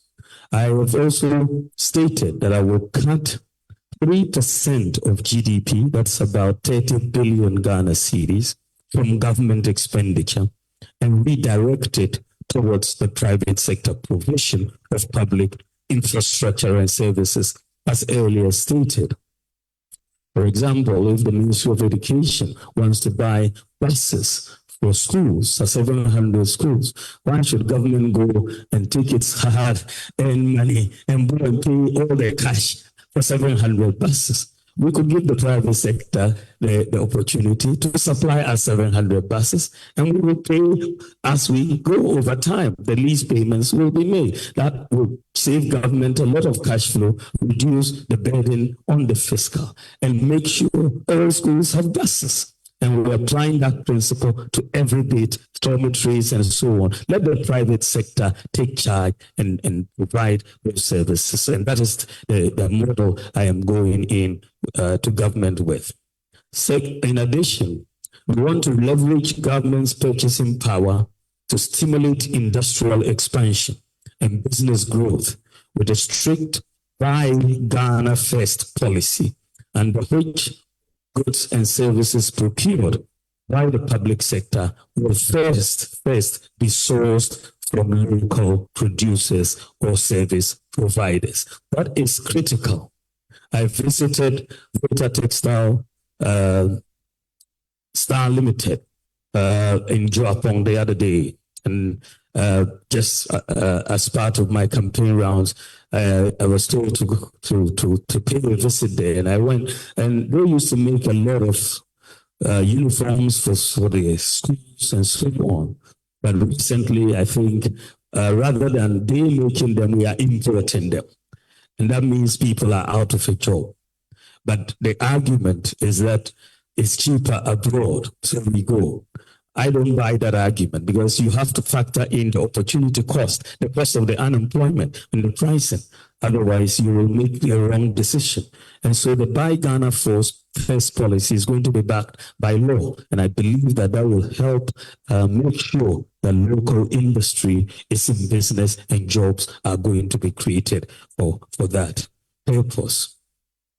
We offer startup companies investment tax credits for the first 3 years of their operations, will make the cost of electricity cheaper for industries by making commercial tariffs equal or lower than residential rates. That is very, very important to do so. I have also proposed that our dependence on oil and gas in the generation of electricity needs to be moved towards solar power. And so we are bringing in the first 4 years, 2,000 megawatts of solar. And that is very easy to do. And that will change the cost of production of power. And many businesses are not able to expand because it's very expensive to do so because of the cost of power. And we are aiming to bring down the cost of power by 50% at the current levels. And that will help businesses grow. So we'll look at the tariffs. We'll also look at the generation mix to do so. I am also proposing a more transparent and simple import duty regime at our ports. And so we are going to move towards a flat rate import duty regime at our port, with the proviso that we should have lower port charges and duties than or equal to that of Lomé, the port, our most nearest competing port. Lomé should not be lower than Ghana. Right? We should be the same, or we should be lower. And that is where we are going to go.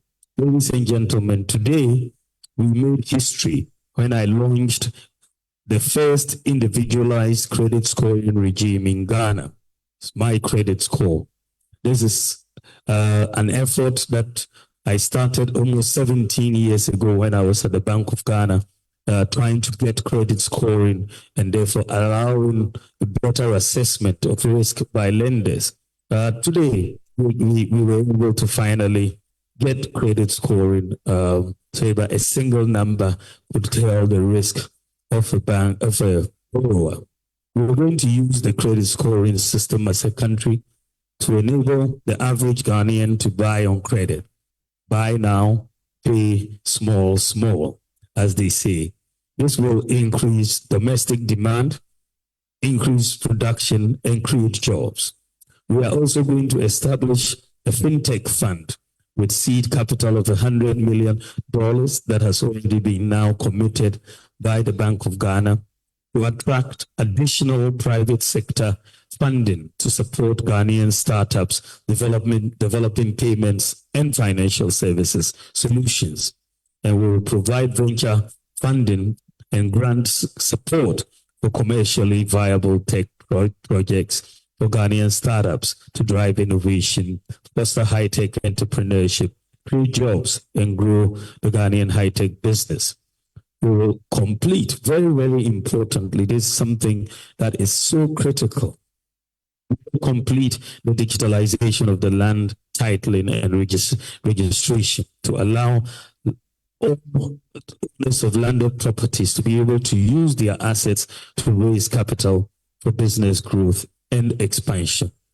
My vision, ladies and gentlemen, for Ghana is to implement bold, innovative solutions to ensure sustainable development. Beware of those seeking short-term mandates and promising quick fixes. They don't last. Sustainable development is not an alternative. It is our only option. In Ghana, 73% of the population is 0 to 35 years old. 73%. This means that about 7 out of 10 Ghanaians are children and young people. The present and future generations are counting on us for quality and more affordable education. They are counting on us for improved services, improved health services, peace and security, reliable food supply, a safe environment, clean water, and above all, sustainable jobs and economic prosperity.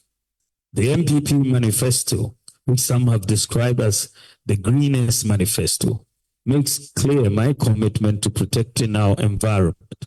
My government will enhance the protection of our forests and biodiversity hotspots and restore our forests through deforestation programs.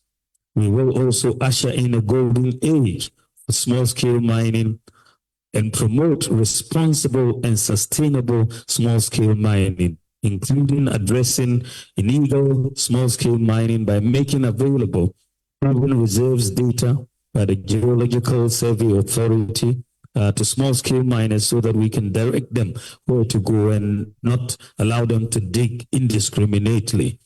We'll make Diamond partner in LA, Magdan Group. Magdan, you are interfering in my speech.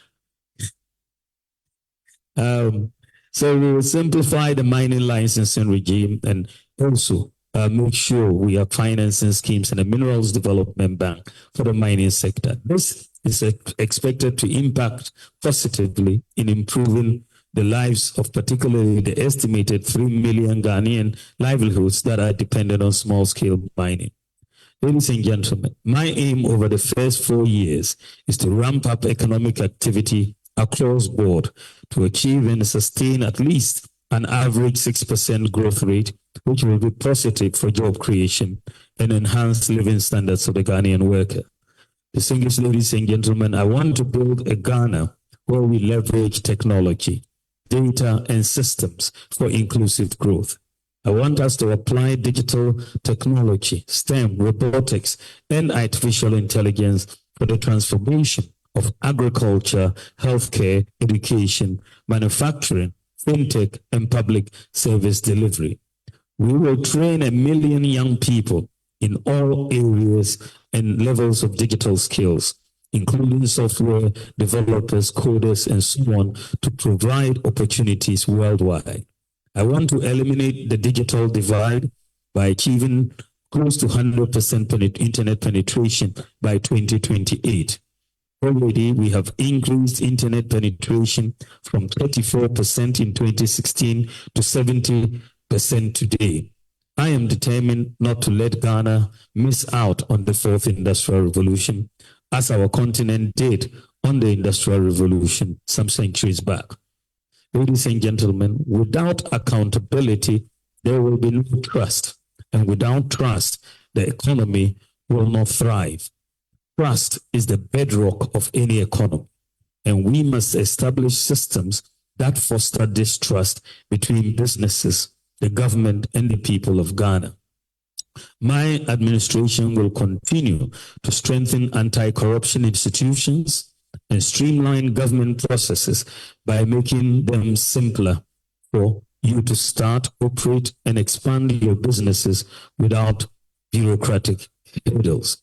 We aim to make doing business in Ghana transparent, efficient, and attractive to local and international investors.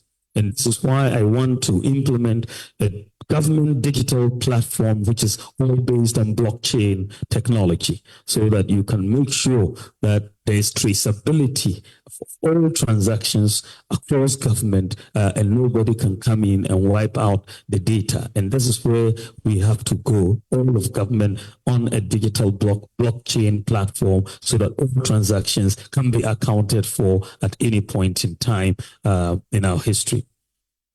Accountability is part of our strategy to build a resilient, business-friendly economy for growth and jobs. As indicated in our manifesto, we will make better use of public policy and resources to finance businesses, growth, and jobs by ensuring exchange rate stability as well. To do this, we'll use our tried and tested gold purchase program to stabilize the currency, to give businesses and industries predictability in planning and ensure stability in input and prices. They will also plan to reduce the minerals export tax to 1% to discourage gold smuggling and support the Bank of Ghana's gold purchase program.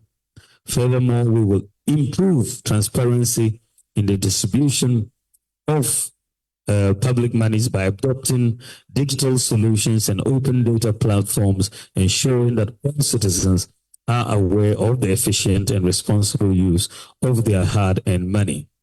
Ladies and gentlemen, as I conclude, let me note that Ghana is at a crossroads of a unique opportunity. Our economic situation, after such a major global shock, is improving in line with targets. We have what it takes to build an even stronger and a more robust, creative, and open economy. As you can see from my submission so far, every theme mentioned is followed by concrete steps and actions to achieve results. In creating a business-friendly economy, we will take bold and pragmatic actions.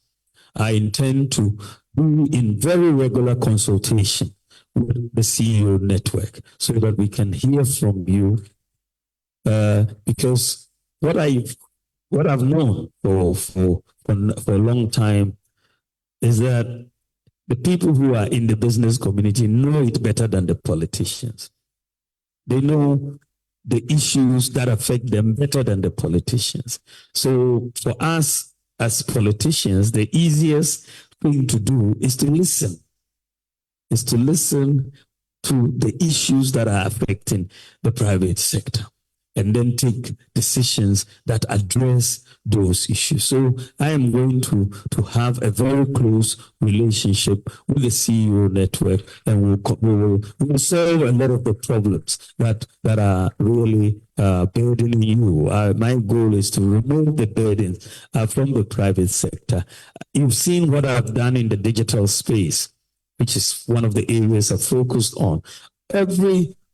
Virtually every digital initiative, we have prevented government from doing it. We're giving it to the private sector. The digitalization initiatives are handled by the private sector because, as I said earlier today when we were launching the credit system, the incentives are different. For the private sector, if a system works, they make money. For the government sector, if the system does not work, they make money. So the incentive structure is a bit warped. So I want the private sector to get the systems to work so that they can make money and we can get the services and the economy will improve. So I'm going to work very, very closely with the private sector for us to do a lot.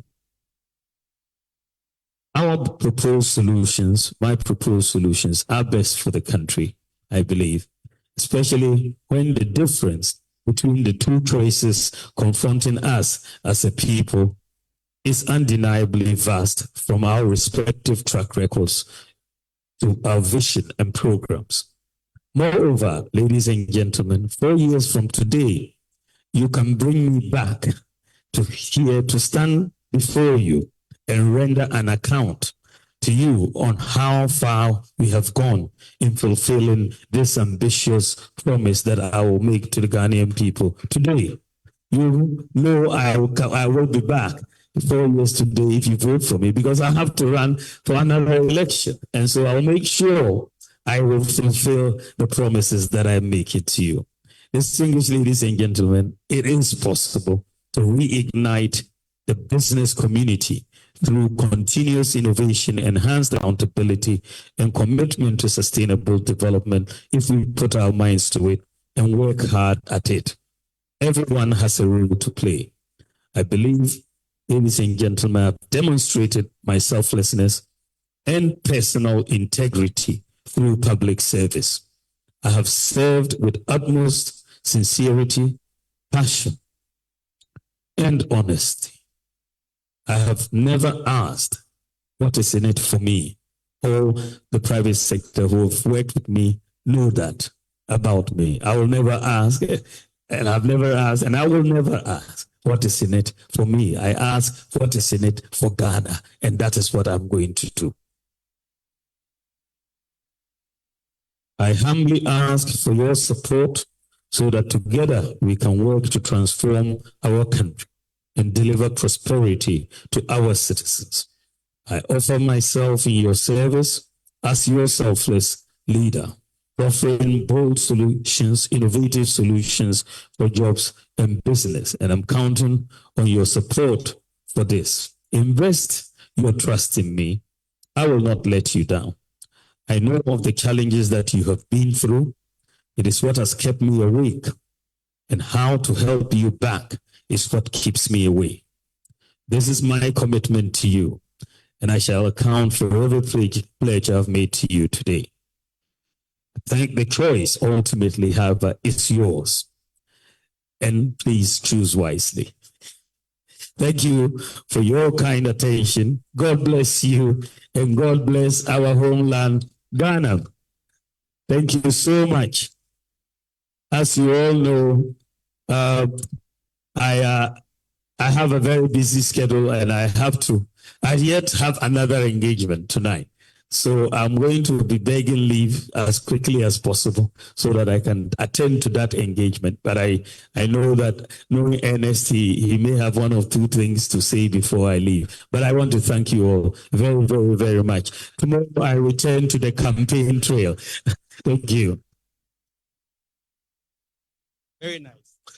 Ladies and gentlemen, at this time, Mr. Ernest Zugafiju, who is the CEO of the CEO Network, will make a special presentation to His Excellency.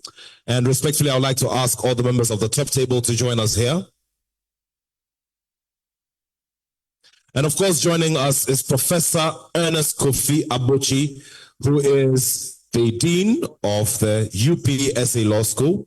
Also, all the speaker panelists, all of our panelists here, led by our chairperson, Mr. David Ofosudote.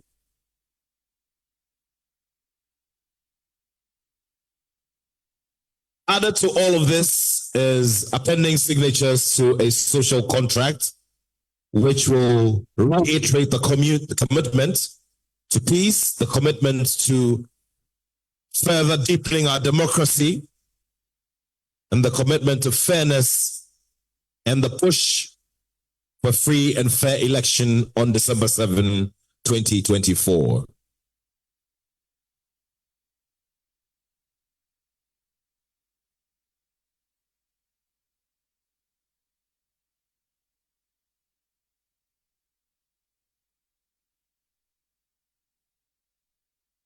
Here we go. It's a copy of the hello.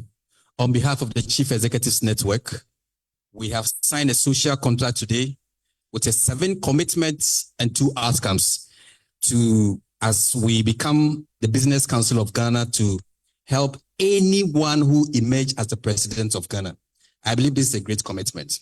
On behalf of the CEO Network, we also want to present this thank you to the Vice President of Ghana. A big round of applause, ladies and gentlemen.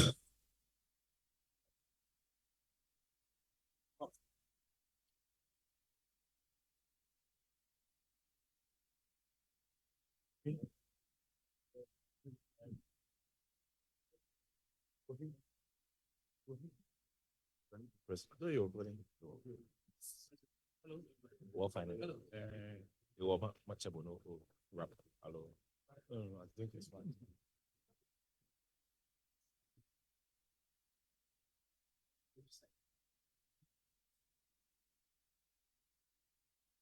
Well, ladies and gentlemen, at this time, we would like to do a memorable shot with His Excellency the Vice President. So respectfully, I would like to invite all CEOs to join us here. As many as can join us on the stage and in front of it. Please join us here for a memorable photograph with His Excellency the Vice President of the Republic, as we see this as a moment of history, a moment to relive. So once again, respectfully, I'd like to invite all CEOs and managing directors, heads of all big institutions who are part of the CEOs network, please join for this very memorable photograph. Would also like to ask some of you to come up here on the stage.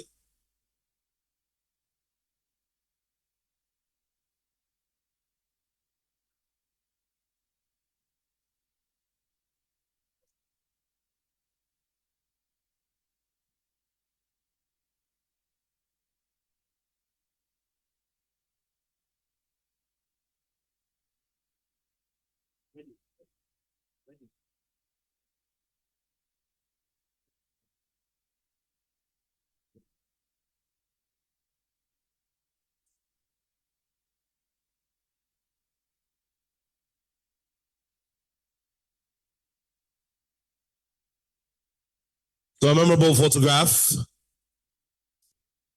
with all CEOs and managing directors and heads of institutions. So ladies and gentlemen, a big round of applause for His Excellency, the Vice President of the Republic.